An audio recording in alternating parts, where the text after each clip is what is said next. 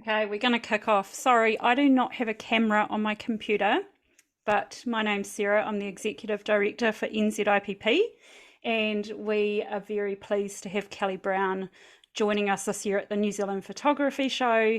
And also, I think, Kelly, you're judging at the Iris Awards as well this year, Yes, and I am. probably most likely going to be on the new newborn category as well. So we're very excited to have you, and we will hand over to Kelly now. If you, those who are in the audience, can you please just make sure you're on mute? And if you have any questions, pop them in the chat, and then we can give those to Kelly as she's going. Yeah. Hi, everyone. This is very exciting for me because I've actually never been to NZIPP. I've been invited in the past. I haven't quite made it over at the right time because it seems to fall around my twin's birthday in August. And yeah, a couple of times I'm like, oh, you're kidding me. It's at the same time as my twin's birthday. And so I've kind of had to say no. But this year it has, the dates have aligned for me to be able to get there. And I'm very excited to be a part of the judging team. And today we're going to talk a little bit about entering awards because NZIPP have shared that they're going to have the newborn category for the very first time. So that's very exciting as well. I'm in the middle. I don't know how many of you guys know me and know, I don't know, a little bit about what's going on with my sort of life at the moment in terms of being a photographer. But I own a studio in Brisbane, Australia, and it's in a massive warehouse. And part of that warehouse is a commercial studio space that I also hire out on a daily, sort of weekly basis. So it's sort of another arm to my business, so to speak. But I've recently sold the warehouse and I now have to pack up everything that's in here and basically move it all back home, which is not a big deal. But in the process of packing that up, yesterday I found something which I wanted to share with you today, which is why the long-winded story. Anyway, I started entering competitions in 2008, so 15 years ago. And that was at the Queensland Professional Photography Awards, which was part of the AIPP when it was around and going strong. And I can tell you I can still remember that very first year, but it wasn't until 2012 that I was lucky enough to get my very first gold award. And that was at the Australian Professional Photography Awards in Sydney in 2012. And there was no newborn category, and it was with a newborn image. And I found the actual matted print. So I couldn't believe it. I was going through all my matted images and I found it. So that was my very first gold award with a newborn image. And back in 2012, like that's what, 12 years ago, it wasn't even a thing. Do you know what I mean? Like newborn photography wasn't what it is today. So it's kind of been a bit emotional so to speak, coming across some of my old work because it makes you realize the journey that you've been on, and it's been a journey. And I'm very, very grateful for everything that I've experienced throughout the last 15 years of entering competitions. And I hope to be able to share a little bit of that with you today. So if you have any questions at all, please pop them into the chat. I would love to be able to answer them all for you.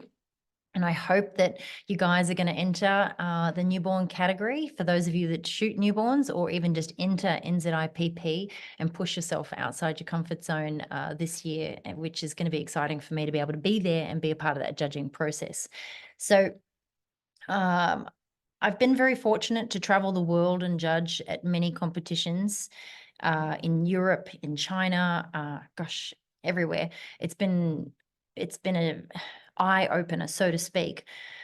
But what's really cool is the strength of work that's in the Australasia region. When you think about Australia and New Zealand, the work is mind-blowing when you see it compared against the rest of the world.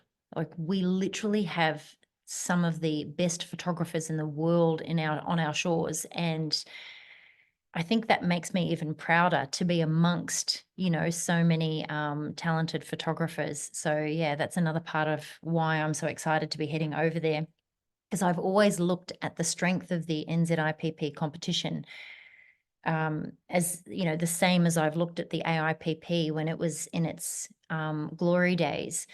And I was lucky enough to be around for so many of those years and be a part of that process and judge at AIPP awards. And yeah, I think if it wasn't for that, I definitely wouldn't be where I am today, because being surrounded by not only so much talent that's incredibly inspiring, it just pushes you to be better. Like, the bar is so high that you are continually trying to reach those higher standards. And yeah, when I travel across to SWPP in the UK, and then, I go to America, when I see the standard of Australian work come through, I'm very proud to say it's up there. It's always been at the top when I look at photographers from both of our beautiful countries. So yeah, makes me very proud anyway. For those of you that don't know me, I have been a photographer for 20 years and a baby photographer for probably about 17, 16, maybe nearly 17 of those years.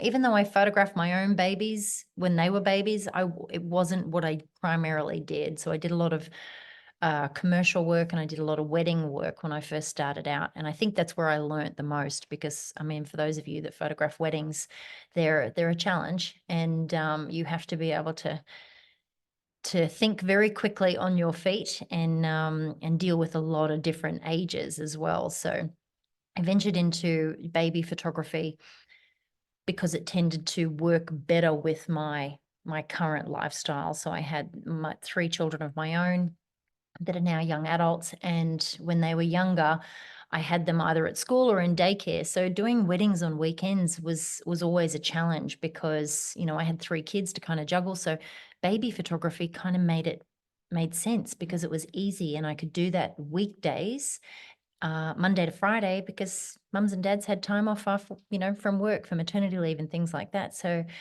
I remember saying to my husband at the time, I think I'm going to give up weddings and focus on babies. And he said, "You are nuts. There is no money in it."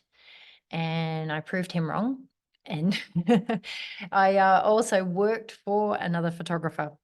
He was a wedding photographer as a retoucher for a while. And when I left his business, I was there 3 days a week retouching. And when I left, he told me that baby photography was a fad and that it wouldn't last. And it's just, I can't tell you how amazing that makes me feel now, looking back throughout my career at how my business has grown and what I've been able to turn it into. But just proving people wrong, you know what I mean? And doing what I love. So that's what's kept me going all these years. The fact that I get to get up every day and do what I love and make a living from it. So I do also know that that's not what this conversation today is about, but it's a big part of it, because entering competitions for me when I first started wasn't about competing against other photographers. It was about pushing myself creatively to gain inspiration from others and to get the feedback from judges that I needed so that I could improve my work. Sometimes the feedback isn't always great to hear. It's pretty tough, but it has been absolutely invaluable in improving my work, as I said. And competitions have always validated the high level of work that my clients deserve. I think that's key. Like, when we push ourselves to be the best artists we can be, it's for our clients essentially. So even though I do a lot of personal projects and things like that, ultimately every time I'm attempting something different or I'm trying something new, it's to elevate the work that I know my clients deserve. And that's what's made my business so strong throughout the years. Yeah, but it's just continually pushed me. And I think that's what feeds, I suppose, the artist within, when you're continually pushed to try and strive for something new and different.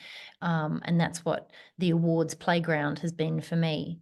Somewhere where I can just unleash my ideas and come up with something different. And I think I always was always scared to enter but I was always able to hide behind that little wall of when a print comes up like this, they can't see the name on the back.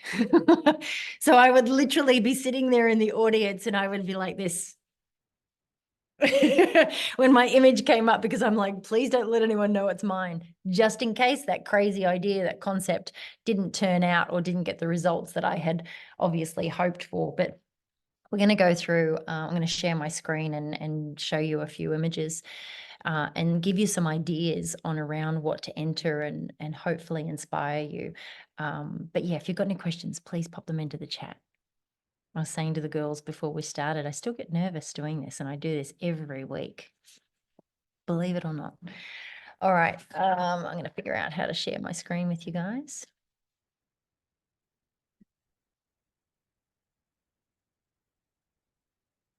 I'll start with all right, you guys have got that?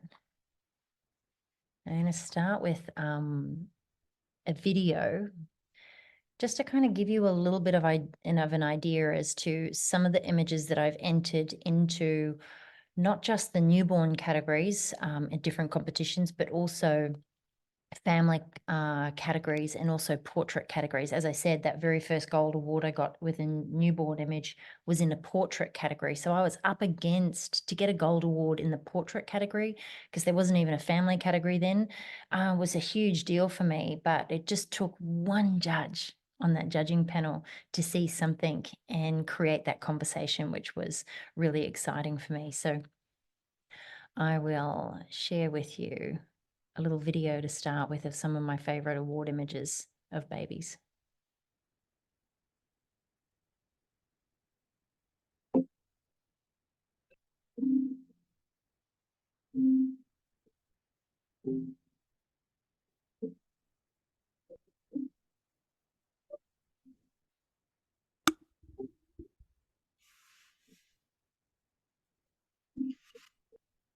Can anyone else see the video?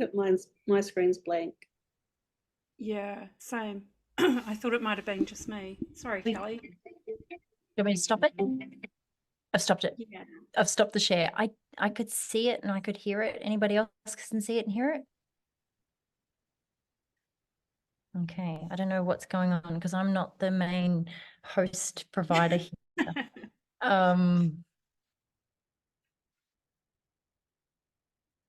No, we can't see it. Okay, let me share my screen again. And before I press play, You might have to flick over to sharing that screen from where you're playing it. I'm going to go to desktop. Here we go.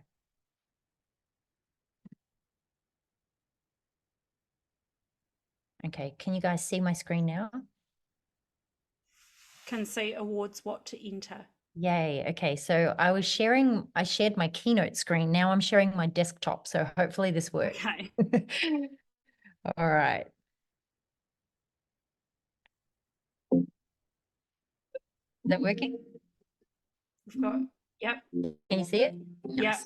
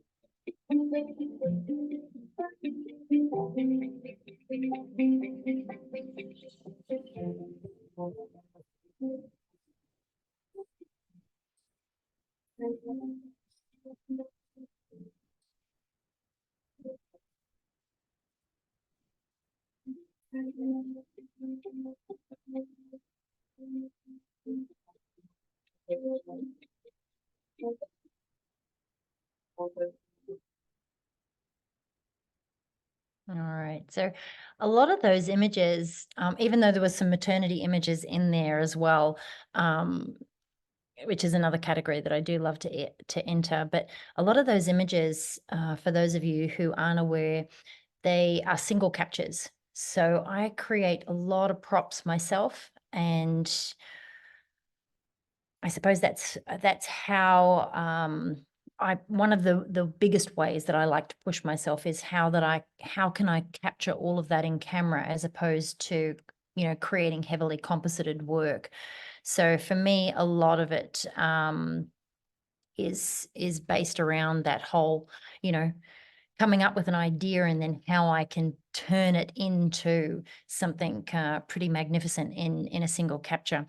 So yeah, transforming a concept for me basically comes from finding inspiration, and a lot of it is often my clients' stories. So the concepts are born from having conversations with them, capturing their emotions and, you know, their significant moments, and then I bring in those creative elements. So even though I know for a fact that the family category at NZIPP is a commissioned category, so for me, I would have to, you know, be very select with the images, obviously, that I would enter into that, and as I have done in the past, being commissioned work. But when it comes to creating some of my other newborn images, a lot of those have been model calls. So I do come up with a creative idea, and it's not always my client stories that do sort of start that concept in terms of transforming it into an award entry. Basically, my imagination goes crazy. I tend to write a lot of notes, and then I come up with something that's got, you know, that's original, that's got, you know, emotional sort of storytelling elements and things like that. But a lot of those images that you just saw are client stories, and they're very personal to the clients that own, you know, those photographs. So but they weren't always first-time clients. A lot of them come to me and have done over the years as returning clients or as referrals, because I do create a lot of those sort of different concepts and unique images for them. And I think that's what's really helped my business, because in the beginning, I would just come up with an idea and I would want to photograph something. So I would do it. And then the more I shared that online and the more I shared my results from entering different competitions, the more that my clients became, you know, aware of that process and wanted to become a part of it. And it's really interesting because when you start listening to your clients' stories, everyone has a story to tell. And that's where we as the artist can bring our imagination to it. So there's a lot of inspiration that can be found just in having conversations with the people that you photograph in your business every day. Sometimes it's hard to break the ice with people to really draw out their stories. But as I said, everyone has one. And sometimes if we just stop and we listen, that can really ignite a fire to bring our imagination to life. And I think that's what makes images so unique as well. And we'll talk a little bit about that as we move on throughout this presentation, because I've got a lot to cover. All right, so concept, as I said, storytelling and visual elements. When we think about a story that we want to tell, you know, award-winning images often have a really strong narrative that engage the viewer. You want to create something that the judges get excited. So when that image turns around, when that image pops up in front of a judging panel, you want them to go, wow, and get that initial reaction. So it's got to have some form of narrative that draws the viewer in so that they're looking for more, you know, what we call golden nuggets, and different elements throughout the image that can really, you know, create a story for the person looking at it. Those visual elements, which I like to call golden nuggets, you know, and how we bring the different stories together, you know, that can come from the different settings, the subject, depending on what categories you like to enter, the props that you create or the props that you use, and your overall composition and your lighting, how you can, you know, draw the attention to certain areas within the frame to help tell that story. So that's a really important part of it as well. The execution, your technical skill, When it comes to technical skill, we really do, when I say we push ourselves, this is where we can really push our technical skill in terms of learning new ways to achieve things. For me, when I mentioned before about capturing a lot of those pieces in camera, not just was it about creating a prop, but it was also about how I could best capture it in terms of, my lighting, my posing, my composition, and the post-processing techniques that I used as well. So when we think about how we can master those technical skills, it's just going to make us a better photographer so that we can continue to produce that high level of work that our clients deserve. And it's just going to make us better. And as I said before, also about raising the bar, every year that we enter, the bar gets raised for the following year. So that's why we've got to keep pushing ourselves. Attention to detail for me is huge. There's a few sort of images that are in that slideshow that, they're tiny aspects. When you think about the real estate within a frame, even just the tiniest little branch, or the way that the wings of a butterfly are positioned, all of those things, when we think about how we place and position different elements within a frame, it all has to be with so much attention, so that it helps tell that story and draw the viewer's eye around the frame to help with those, well, I suppose the overall impact of the composition that we are trying to portray here. And then when we think about, paying close attention to our lens choice, our camera settings, and again, the different techniques that we use when editing. So choosing the right images for entry, this is probably one of the hardest areas, because I know for me over the years, like I'll create a folder on my desktop, and at the end of a session, if I've got an image when I'm going through and culling my gallery, and if it really stands out, I put a copy of it in that folder, and it's what I like to call a possibles and probables folder, so that I've got something that I can go to, because at the end of the year, you might be sort of getting ready for you to enter or what have you, and you start looking, and I don't know how you store your files, but not everyone is very organized. So trying to go back and find particular images can be like trying to find a needle in a haystack. So selecting your strongest images is easier when every time you're photographing them, you're creating that little folder and you're putting some of your best work in there. We always have a hero shot from every session. And it's the same when you do a model call and you get someone in to be able to create a concept, an idea that you've come up with that's more of a personal project. Having those images in that folder allows you to go back and look at them. It's actually really interesting when you do go back and look at that folder, because you start to see and identify similarities within your work, your style as well.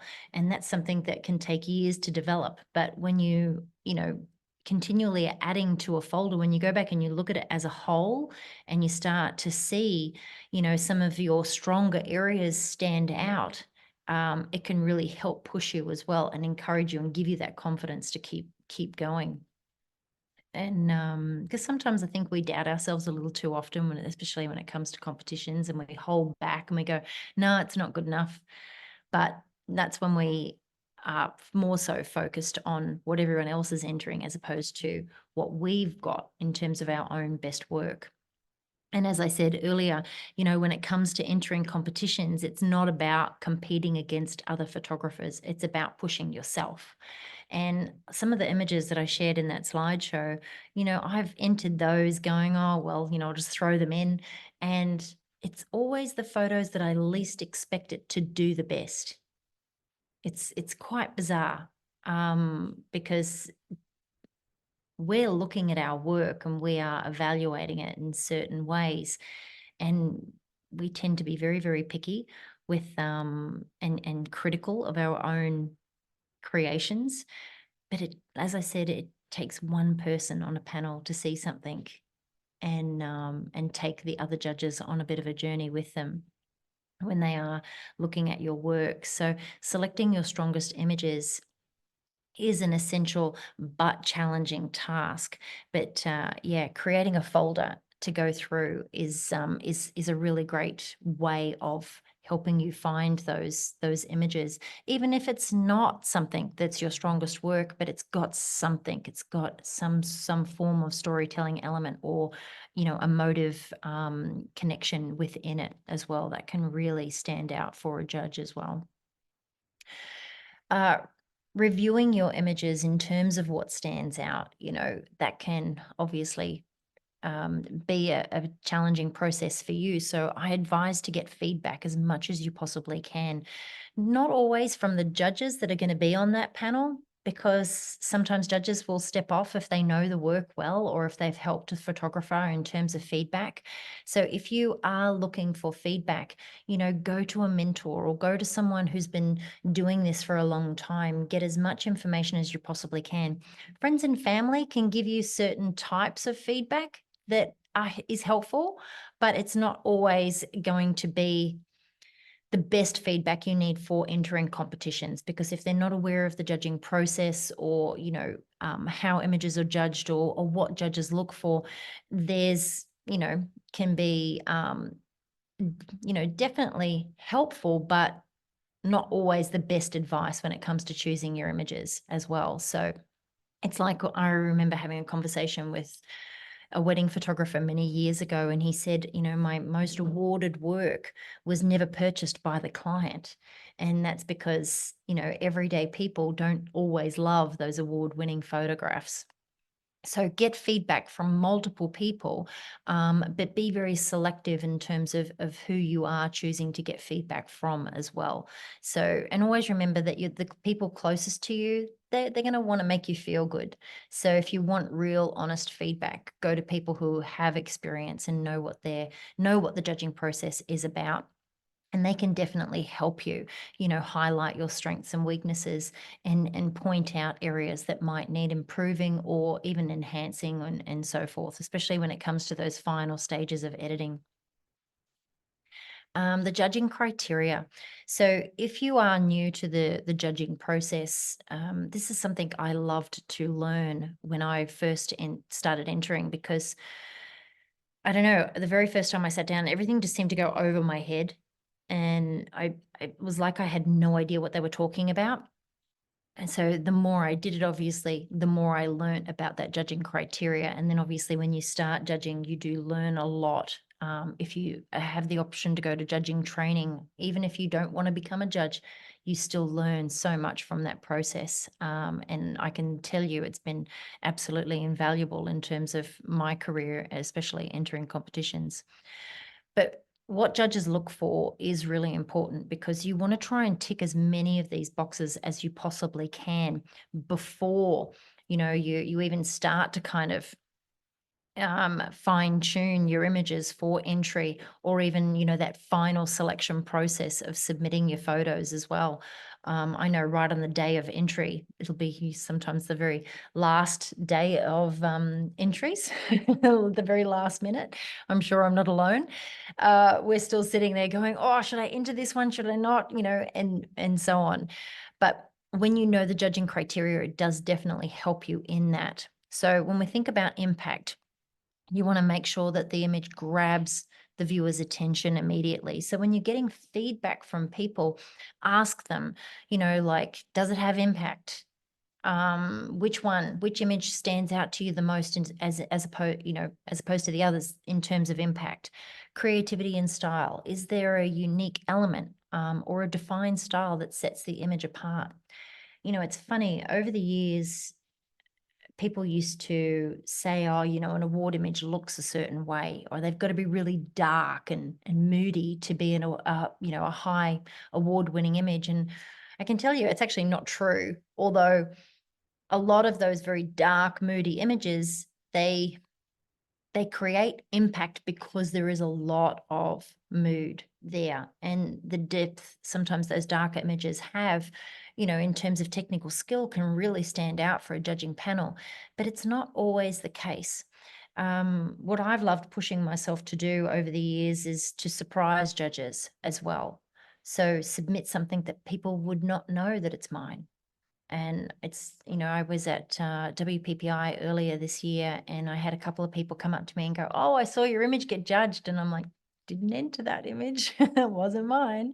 So there are assumptions around the way a certain, image looks as it's in terms of its style, is definitely there, but that can be played to your advantage as well when it comes to what judges are looking for, because whilst I say it doesn't matter, there is always going to be certain styles that will stand out for judges because of the depth that can be, produced within those frames and within those images. Composition, does it have, a composition in terms of its impact, and does it draw you in and lead your eye around the image to help tell that story? And is there a good use of light in terms of how, you draw the viewer's eye to the main subject? Does it light all of the elements within the frame? Is it controlled? Is the direction of light best suited to the subject? Things like that. So you've really got to, map out your lighting before you even, set it up. Before you even go into the studio, you need to know exactly how you're going to light your idea to be able to, create that impact. Color balance. Are you working with different colors to enhance the mood? So this is where that style can come in as well. So some of those real muted tones, can really help in terms of style as well, draw the viewer in and create beautiful color harmony throughout the image. Technical excellence, is the image sharp? Is it well composed? I know for me, when I'm judging, I'm probably more of a technical judge. I do love storytelling elements. I love that. But for me, when I go in, I am looking at, how well has this image been captured? And I always want to know, well, the subject will always stand out for me. However, one thing I will always ask myself as a judge is, what has the photographer brought to this image? So that's something that I think is really important in terms of that technical excellence, because sometimes you can look at an image and it can be extremely emotive, but unless it's been captured, technically well, I do have to think, am I awarding the subject here, or am I awarding the photographer? And when we're looking at a photography competition, we have to always go, what has the photographer brought to this? Because subjects can be incredibly interesting, but the photographer really does need to elevate that capture to be able to make it stand out above all else. And that's what is, I suppose, for me, continually raising the bar. When we look at photographic technique, in terms of posing, lighting, composition, exposure, they're all the different elements when we are sort of assessing those areas. Storytelling, does it convey a beautiful, strong story or message? Presentation, is the final presentation, including the mats, the borders, and the paper choice, have they been carefully selected, and do they help complement the image, or are they distracting? So if you leave, for example, when it comes to print presentation, if you leave a little border around your image inside the mat, and you can see the paper, is the color of the paper and the color of the mat too different? Do you know what I mean? Like, do you have a very cool paper and do you have a warm mat, or do you have a cool mat and then warm paper? So you've got to try and think of all of those different things in terms of that presentation as well. So it's not just the coming up with the idea and the concept, it's everything right down to, the way that you package that beautiful photograph off and send it off to be judged. For me, a lot of this has just been learnt by sitting and listening to judges. I can tell you it is the best classroom I have ever been in. I remember going to WPPI for the first time in 2012, and that was in, I think, February. And when I won my first gold award, that was in 2012, later that year, either in September or October. So it was that first time sitting there in the judge's room and listening to not just the chairperson, but also the judges talk about every image that came up. and absorbing all of that information and taking as many notes as I possibly could, so that every time I went back, you know, I had that judging criteria in front of me and I knew exactly what to look for in terms of how judges are trained to assess an image.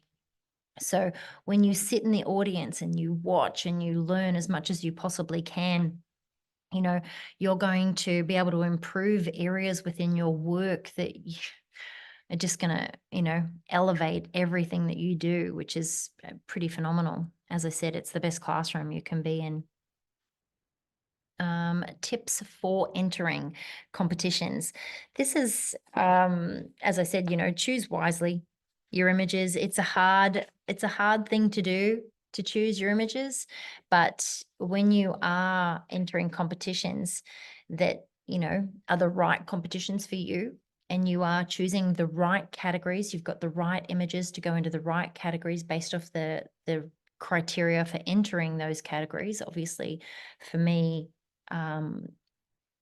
doing a lot of single capture images has been based off the rules of some of the competitions that I enter. So at WPPI, the newborn category, they had to be single capture. So that's why I like to push myself and create something that's different and unique, because while I say everything, you know, that we do and we learn from entering competitions helps raise the level of work that we produce for our clients, the work that they deserve, we don't want to be entering those everyday photographs that we do take for our clients. We want to, you know, create storytelling images. We want to create amazing compositions. We want to take the viewer on a surprising journey so that they think, how did they do this? You know, based on the rules, how did they capture this in camera? How was it done? And I can tell you, I've won awards, but there is nothing more rewarding than someone coming up to me afterwards, after seeing one of my images, judging, going, how did you do that? How did you make that? Like, that in itself is knowing that I've done something that stands out. Like, I've created an idea in someone else's mind that something's possible. And that's more rewarding than anything for me at the moment. So when you are, you know, coming up with different ideas and concepts, choose wisely. Consider all the different elements that judges are looking for, and think about what you can do that is unique. Because when we talk about impact, when we talk about storytelling and composition, judges get excited when they see something that they've not seen before. That's what we live for as judges. We want to jump up out of our chair. We want to go and, you know, look 5 centimeters away from that print and stare at every pixel that's been printed and come up with, you know, our own story, and hopefully take the rest of the judges on a beautiful journey. And that's what I think is incredibly rewarding for every entrant. Win or lose, you are getting something out of it, which is the exciting part. So find competitions, find categories that align with what you want to create, not what you think someone else wants you to create, not what other people are creating, what you want to create as an artist. Because, you know, when I look at my work, as in that slideshow before, even just creating that slideshow, because I don't go back and look at, you know, all of my stuff all the time over the past however many years I've been entering, 15 years. When you do go back and look at it after a period of time, you go, wow, I did that. Like, that's pretty cool. And my work is so different. And I have had, you know, some people copy my work, but like, I take that as a compliment. I think that that's amazing. And that's why I want to encourage as many photographers as I possibly can to create from a place deep within them that is truly unique, because that's what makes your work stand out. If you try to create what someone else has created, it's been done before, it's not as exciting for the judges. So always remember that. Judges get excited when they see something they've never seen before. They want to be challenged as well. They want to go, how did the photographer do this? And get excited about that process. watch the live judging. If you're still umming and ahhing about entering, if you don't think it's for you, just watch it anyway. See what sort of fire it lights, you know, in your in your own level of creativity there, and take as many notes as you possibly can, because I can tell you that with 5 judges on a panel and each judge bringing their own, you know, past experiences and wealth of knowledge and ideas to the panel, they're all going to see something very different. So that's where you can learn not just from the images that they're judging, but from what they see and how they interpret a photograph as well.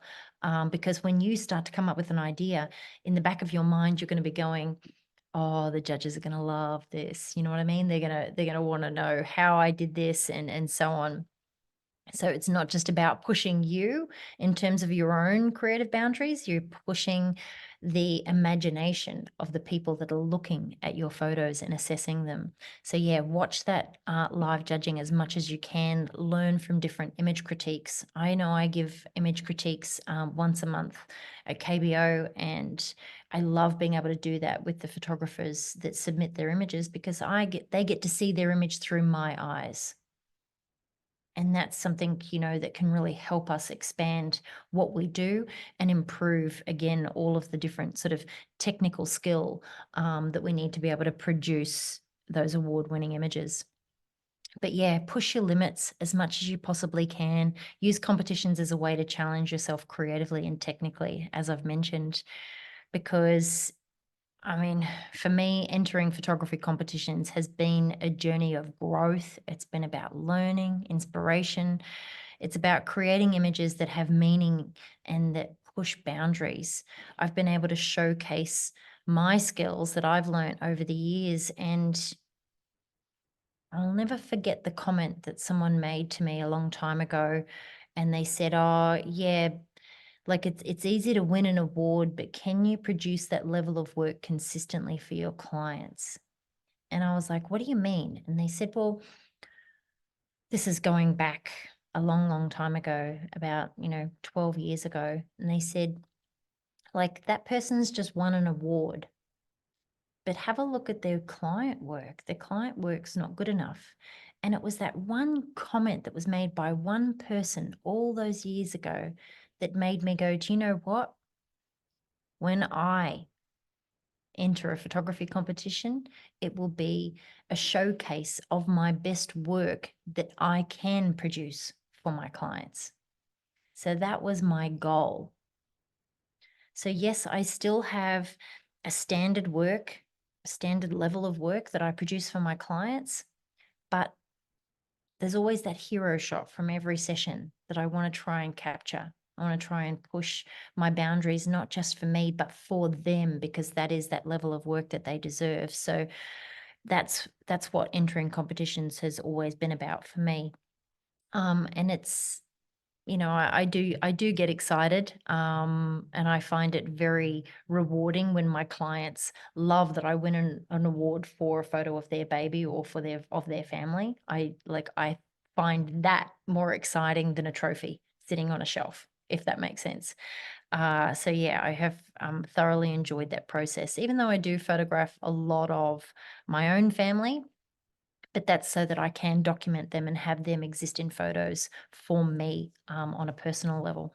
So yeah, I hope that this has inspired you to create. I hope it's given you some food for thought and some ideas on what judges look for. If you've got any questions, throw them at me. I talk about this stuff all the time, but it's always hard to know exactly what the viewers want to learn as well, or know. So yeah, if you've got any questions, go for it. I'll stop sharing. If I can get that little button. Oh. So our awards are print and digital. You can enter either. What would your preference be if you were entering? Oh, I love printing. Yeah, I think that when you see a photograph come off the printer, you know you've produced something pretty special. And I think I didn't always print my own work. but it's been probably, I'm trying to think when I first started printing my own photos, maybe 10 years ago, 10 years ago, I started printing my own work. The only thing I don't do is matte. So I do every part of it myself. I love to edit my own work. I love to print my own work. But the only thing I don't do is matte, and I've been using the same framer for 16 years. Wow. If you guys have any questions, just pop them in the chat or feel free to unmute yourself and ask Kelly yourself. Oh, here we've got one. Are most of your awards shots from model calls, pre-plan, prop assemble, etc., then find a baby? Yeah, so I would say probably half and half. So a lot of images that I have photographed over the years for my clients, as I said, have come from either referrals or out of conversations, or they're returning clients. So if I know their story, I can create something special for them. But pre-planning, pre-session planning helps a lot with that. And it doesn't take long to create a prop. Pool noodles are my friend, and they're very cheap for those of you that know how much I love to craft. But yeah, like the book image that you saw before with the baby as the bookworm, that was a concept that I had myself because I had made the books for a previous image for a client shoot of a little girl. And I had all these books and I'm like, what am I going to do with them? And I saw a painting of a bookworm and I was like, oh, I could do that with my books. So I took props that I had from another shoot and I reimagined them for another shoot, but that was a model called That One. So it depends on the idea. But if I know the family, if I know their story, and if they come to me because they've seen some of my previous work and that they have a story, then a lot of the work is created for them. But yeah, like there was an image, I don't know if you remember it from the slideshow, and it was a baby in a bowl and it had 2 crescent moons on either side. Like that was just something I printed off on my printer the day before the shoot. So it doesn't have to be overly complicated for you to create something special. You've just got to know the story and then be able to use your imagination to kind of create something that is a little bit different. But yeah, I would say half and half. It just depends on the idea itself. And I've got a list in my notes section on my phone that is a mile long of ideas. So especially when I'm flying, which is often I'll come up with an idea, or if I'm looking through a magazine, it might trigger something that I've seen somewhere else or a photo, and then I'll just start to take notes about it. But it's so big, this list, that I now get overwhelmed looking at it and I haven't created a third of what's in it. So I don't know. I'm always going to play and come up with different ideas and concepts, but sometimes the first idea, when I write it down, it evolves over time into something very, very different. So if you come up with an idea or a concept, write it down, put it somewhere, put it on a vision board, create your own bank so that you can keep going back to it, because every time you go back to it, you remember something that you came up with previously that might help evolve into something else because you've seen something else in the meantime, if that makes sense. Mm-hmm. So Christy has asked, when you say add an extra border on your image, does that just mean extending out the background slightly so it doesn't get cut off by framing, or does it need to be white? Yeah, absolutely. So I will print. So say, for example, this one doesn't have it because it's 2012. But now when I print my images, they are printed to the minimum size. So say, for example, 10 inches is the longest, I don't know, the longest side has to be a minimum of 10 inches, Yeah. is quite a common rule. So I will print it 10 images on the longest side. And then when I take it to my framer, I say to him, leave a 3mm border. And it's just the paper underneath. And then we try and match the mat as close as we possibly can to that paper. Yeah. But yeah, it does stop anything from being cut off with framing, because in the past I learnt as a judge, I was looking at a photograph and it was someone sitting on a bench and their foot had been cut off And so when I was asked to make a comment as a judge, I'm like, be very careful cropping through limbs. It was a long time ago. Anyway, they came up to me afterwards and it was the mat covering the foot. The photo itself didn't crop through it. So when we talk about print presentation, we've got to think of everything. If the mat covers parts of the image, how can that impact the overall score?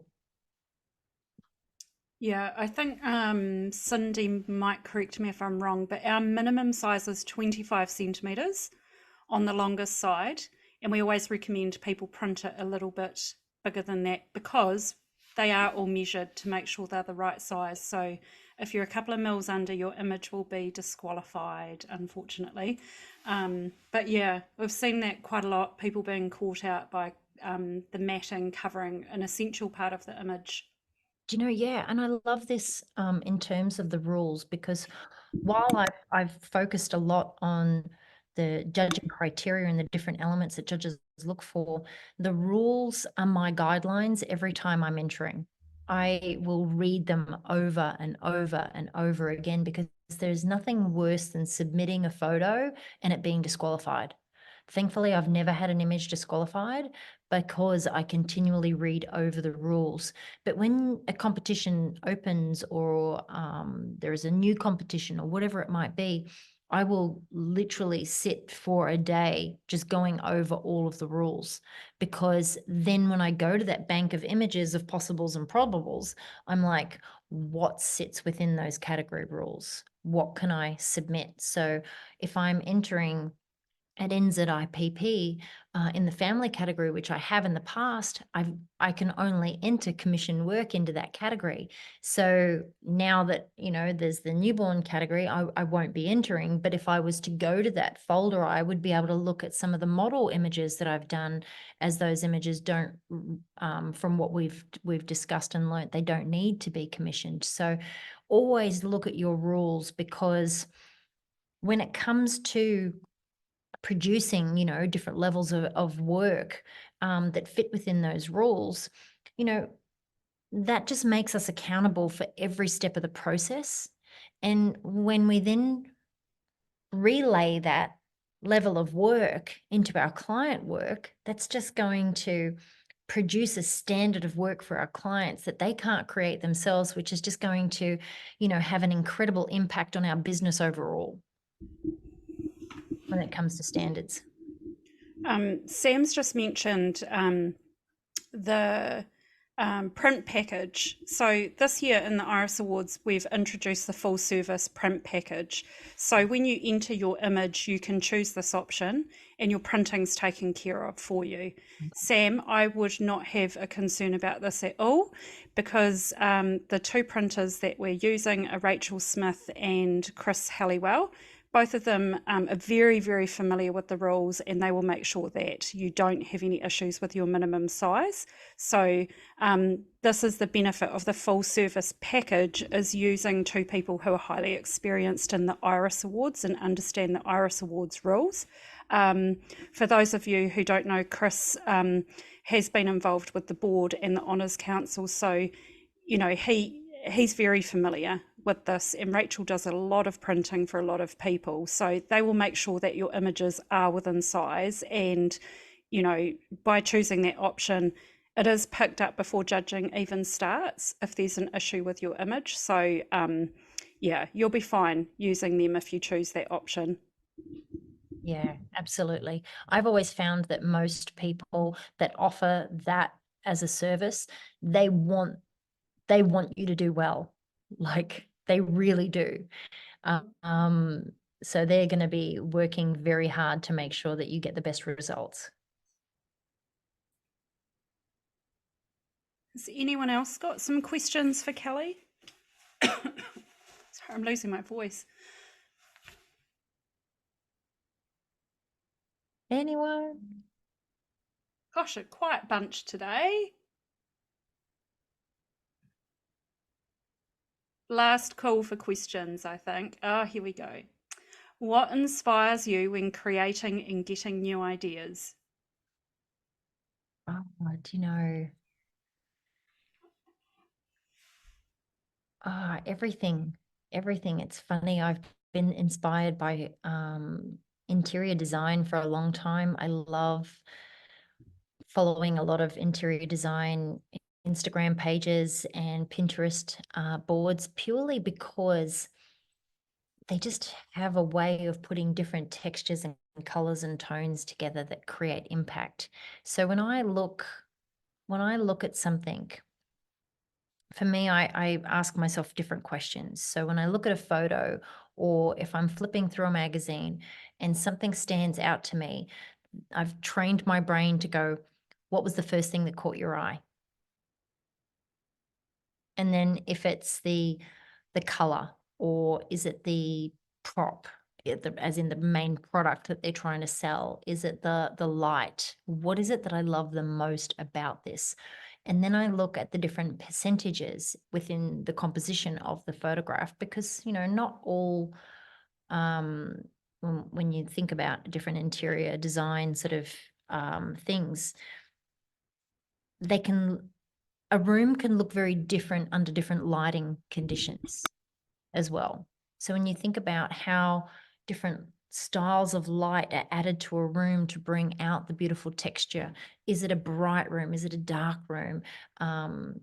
What's the percentage in terms of the different colors that take up the landscape? I look at all of those things. But yeah, for me, I've trained my brain when something catches my eye, it's like, what is it that's catching your eye? And then I start to evaluate all the different elements within the frame. So when I find something like that stops me, I write it down, or I'll take a screenshot of it or something, and I'll whack it into that inspiration folder that I've got on my phone. So, but yeah, I do love to draw as well. Depending on, we're all artists. I have zero problem with calling myself an artist, because we're all creative, being photographers. So when I think about the different types of mediums that I like to explore, I'm not the best drawer, but I like to draw out an idea and get it on paper first, because then that different medium will help me explore something else. And then I will look at other things that have inspired me and sort of interpret that as well. So it's one thing when we think about great artists throughout time, and if we want to try and create something similar to what they've created, the best way not to copy, in my opinion, is to look at it through those eyes of, what do you love the most about this? What stands out the most? What caught your eye? And then being able to take that element from that beautiful creative piece that you're looking at and put it into your own work, and then draw out and be inspired that way, as opposed to going, oh, this photographer did this really well, I'm going to do it too. Do you know what I mean? Or this won an award once, I can win an award with this. So it's more about using your own, I suppose, your own ideas. And when you get inspired by something, it's going to be a result of everything that you've previously experienced as a human being. And how you develop that idea will be impacted by your own circumstances. So don't be afraid to explore that. Even if you think that your idea is crazy or it's out there, just play with it and see where it goes. And don't be so set in stone on the final result as well, because everything evolves with time. I've opened up an image and the edit has taken a completely different direction after I've started. So yeah, give yourself space and time, take an idea and a concept and let it evolve. But let it evolve based on you as a person, not as someone else as an artist.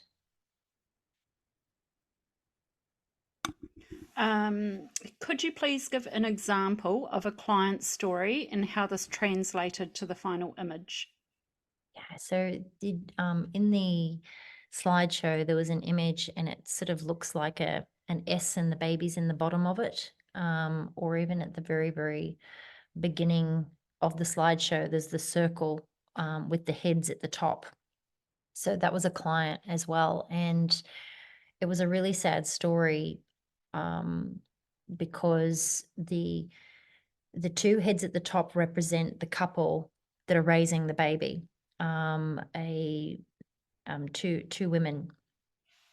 And one of the women's sisters was the mum of the baby. And it's a really quite a sad story because she was in a terrible car accident with their mother. So, honestly, The grandma of the I'll baby. bring up, yeah, let me bring up the image. I'll just share my screen again for you. And it's, oops, this image here. So the two heads at the top are the couple that are raising the baby, and the head is the mother of the baby, the biological mother of the baby. So before she fell pregnant, she was in a terrible accident, a car accident with her mother, the grandmother of the baby, and the grandmother passed away, and she was left with some brain damage. And she had a serious boyfriend. And after the accident, she fell pregnant, but her brain injury didn't allow her to best care for the child.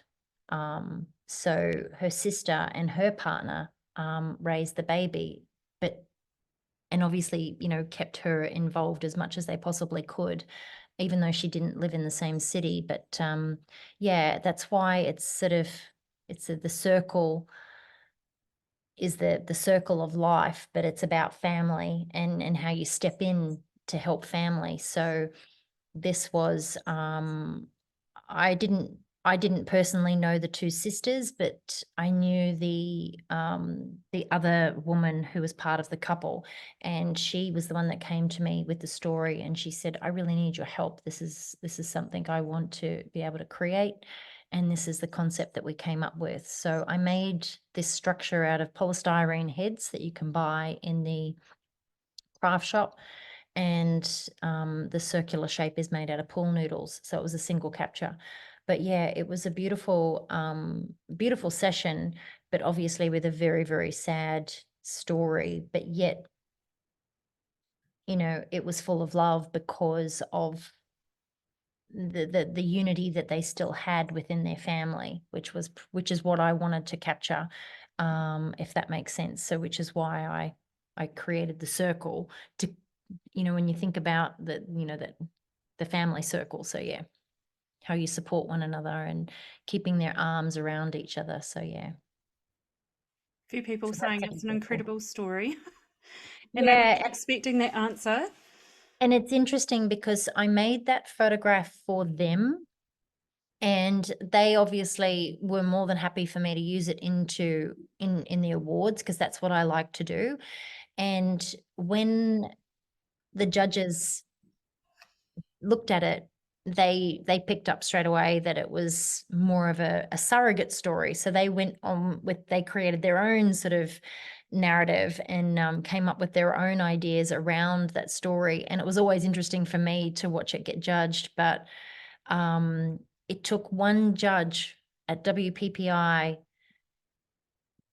to see something different and share what they had thought, and it scored a perfect 100 at WPPI a few years ago. So I was that's one of my all-time favorites.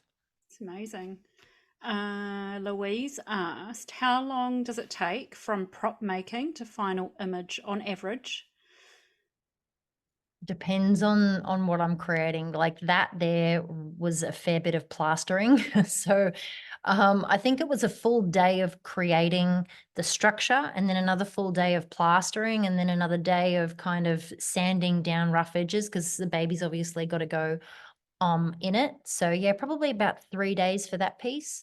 And then the bookworm one, that was probably a day to cut the book and print the images that I stuck inside it to make it look like it does. And then it was probably another day of setting it up and hot gluing, you know, the little branches and things like that in all the different places and bringing the different props together. But I have an incredible prop storage thing, so I don't tend to throw much out, and I like to reuse different elements for different images. So if you want to create things and you come across something that's different and unique, add it to your little prop storage, because you never know when it's going to come in handy. It's amazing. I think that's it for the questions. Thank you so much for your time, Kelly. Oh, you're welcome. Anytime. Yeah, we're very I love excited to to have create. you. Yeah, can't wait to have you judging the Iris Awards and at the New Zealand Photography Show. So lots of people posting thank you in the chat. If you need information on entering, irisawards.com, the conference website, New Zealand nzphotoshow.co.nz. You can find all the information on either of those sites. Honours have quite a few more Zoom sessions coming up. Next one's tomorrow night at 7 o'clock, Cindy. Yeah. So yeah, we hope that you can come and join in on all of these and get your images in. We can't wait to see them. Thank you so much. No, thanks, guys. It's been a pleasure, and I seriously can't wait to get there this year. It's been something on my bucket list for a long time. So I can't wait to see you all and share as much as I possibly can. And please, if you've never entered again, give it a go. You never know. I can absolutely say with all honesty that I wouldn't be sitting here today if I hadn't have taken that plunge 15 years ago and entered my first competition. It really changed everything for me, and it's taken me on an incredibly rewarding journey. So yeah, check out the rules. There's a few links that have been shared there, and get excited. I can't wait to see what you enter. Thank you.